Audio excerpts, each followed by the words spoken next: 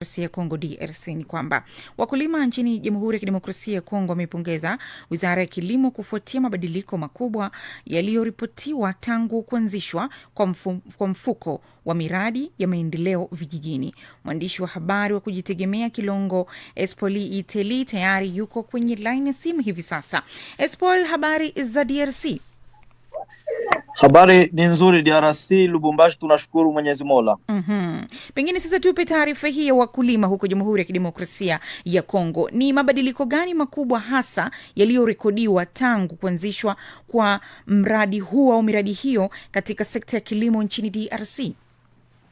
Na ni kwamba miradi kabisa mfululizo ambayo imetangazwa na sekta ya kilimo nchini Jamhuri ya Kidemokrasia ya Kongo kupitia wizara yake ya kilimo na vyakula ambayo kwa sasa inaongozwa naye waziri ambaye ni Muhindo Nzangi Butondo, ametangaza baadhi ya mfululizo mabadiliko ambayo yanatarajia kwamba huenda Jamhuri ya Kidemokrasia ya Kongo hapo kesho kwa miaka ijayo ikaanza kujitegemea kwa vyakula mbalimbali vya unga, maharagwe na kadhalika. Hiyo ni kutokana na kuwatolea misaada, kuwagawia mbegu za kupanda baadhi ya wakulima ambao wanajikuta kwenye mlundo, yani kwenye makutaniko hivi ya wakulima ambao wanajikusanya na wanakuwa na sauti moja, alafu hapo wanaomba misaada kwa serikali. Ni hawa ambao wamepata hizo mbegu ambazo serikali inazitoa kwao kama ishara ya kukuza kilimo nchini na kutafuta namna gani nchi inaweza ikajitegemea. Hiyo inawafanya kwamba leo waseme kwamba kilimo nchini DRC kinaanza kuboreka na kina matumaini kwamba kukawa na mabadiliko kwa miaka ambayo inakuja.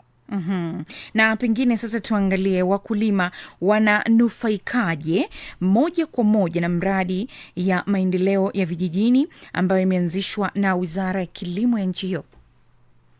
Mfano, mkulima akiwa na hekta 100, yule moja kwa moja atawakilisha barua yake kwa serikali kupitia Wizara ya Kilimo na ni hapo msaada huo utamfikia. Katika mazungumzo ya mchana hii leo, wakati tunajaribu kuzungumza na mshauri kwenye Wizara ya Kilimo ambaye ni Kasereka, ameonyesha mfululizo ya hatua ambazo wamezichukua na hata mikakati ambayo inaendelea kwa kipindi hiki katika majimbo 26 ya DRC ili kutafuta namna gani Jamhuri ya Kidemokrasia ya Kongo itachukua nafasi ya kwanza kama ilivyo nchi kubwa barani Afrika tajiri, ili kwamba ijitegemee vilivyo. Ina maana kwamba kila mmoja ananufaika kulingana na uzito wa kazi alizonazo au miradi ambayo anayo ya hekta alizonazo. Ni hapo wanakuja kumtolea huo msaada wa mbegu ili kwamba kilimo kisimame vilivyo. Na tukiangalia sasa, ni maeneo gani ya vijijini ambayo yamepata mafanikio makubwa zaidi, na kwa nini ikilinganishwa na vijiji vingine vimeshindwa kufikia hayo mafanikio?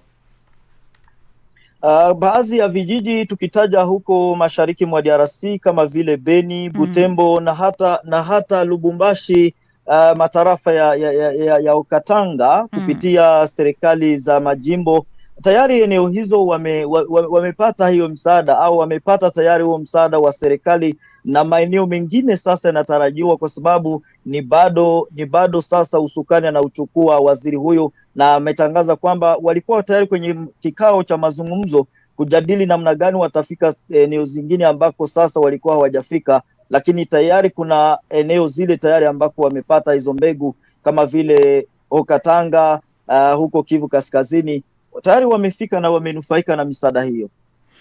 Kilongo, sasa tuangalie kwa mapana zaidi miradi au mradi huo wa kuhudumia wakulima umechangia vipi kuboresha uzalishaji, masoko au kipato cha wakulima wadogo huko DRC? Ndiyo, ni kweli kabisa. Kuchangia kwa serikali namna hivi, ni vyakula ndivyo tayari vitaanza kushuka, kwa sababu ni kama havijashuka kwa sababu ndiyo kushuka bei, kwa sababu uzalishaji haujaenea vilivyo, lakini ina matumaini. Kama vile tuseme unga wa mahindi ambao sasa unatarajiwa kutoka nchi za Zambia na manchi mengine, wakati wanaanza kuzalisha, naamini kwamba taifa nzima au majimbo yale yanasogea Zambia, Afrika Kusini, Tanzania yatakuwa yananufaika na unga kutoka ndani kupitia mradi mwenyewe. Vizuri kabisa. Kwa kumalizia sasa, Kilongo, ni kwamba changamoto ni zipi bado zinakabili sekta ya kilimo licha ya mafanikio haya, na serikali inapanga kuzitatua vipi? Changamoto kubwa ambazo zinachangia kabisa kwa wakulima, mojawapo ni hii ya usalama mdogo, hasa vita eneo la mashariki. Unatazama kwamba wakulima wanabakwa wakati wakiwa shambani, pamoja na kwamba vita haviwaruhusu wengine kulima, na hili kabisa amelizungumzia pia waziri wa kilimo Bwana Muhindo Nzangi, akisema kwamba pamoja na serikali nzima wanajaribu kutafuta usalama ili kwamba hilo pia lisiwe kipingamizi kwa miradi ambayo wanayo kwenye sekta ya kilimo, na hili pia ndilo huenda linaweza likapelekea kwamba mikakati hii isifikie ikiwa usalama mdogo utaendelea kushamiri katika kona mbalimbali za DRC. Huenda hili kabisa kikawa kipingamizi, lakini kwa mujibu wake ni kwamba linashughulikiwa ili kwamba hali zote ziwe zimefanikisha. Vizuri kabisa. Kilongo Espoir Iteli, mimi ni kushukuru sana kwa uchambuzi wako wa kina kuhusiana na taarifa hii. Ni kutakia jioni njema au siku mwema huko Jamhuri ya Kidemokrasia ya Kongo. Na mimi nakushukuru pia, na kazi njema hapo studioni. Asante sana. Na msikilizaji, umetoka kusikiliza mwanahabari wetu huyu, mwanahabari wa kujitegemea Kilongo Espoir Iteli kutoka kule Jamhuri ya Kidemokrasia ya Kongo.